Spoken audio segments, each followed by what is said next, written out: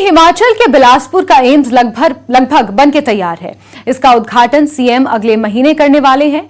इसी को लेकर बिलासपुर एम्स के एग्जीक्यूटिव डायरेक्टर वीर सिंह नेगी से खास बातचीत की हमारे संवाददाता रवि मिश्रा ने।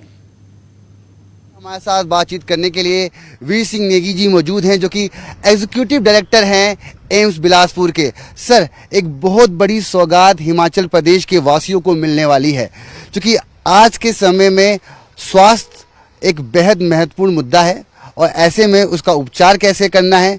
दुनिया दिल्ली भाग रही है एम्स के लिए, मगर एम्स हिमाचल प्रदेश में आ गया।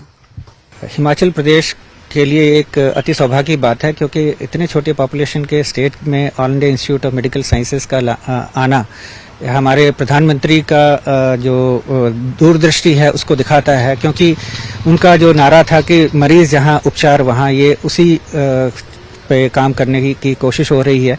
क्योंकि हिमाचल प्रदेश एक दुर्गम स्थल है, यहाँ से लोगों का प्लेन्स में जाना, पीजीआई जाना या ऑल इंडिया इंस्टीट्यूट जाना हमेशा मुश्किल रहता है और इकोनॉमिक कॉन्सिक्वेंसेस भी होते हैं कि बहुत खर्चा भी आता है और वहाँ ठहरने का और उसके बाद इलाज करवाना भी बहुत मुश्किल काम है।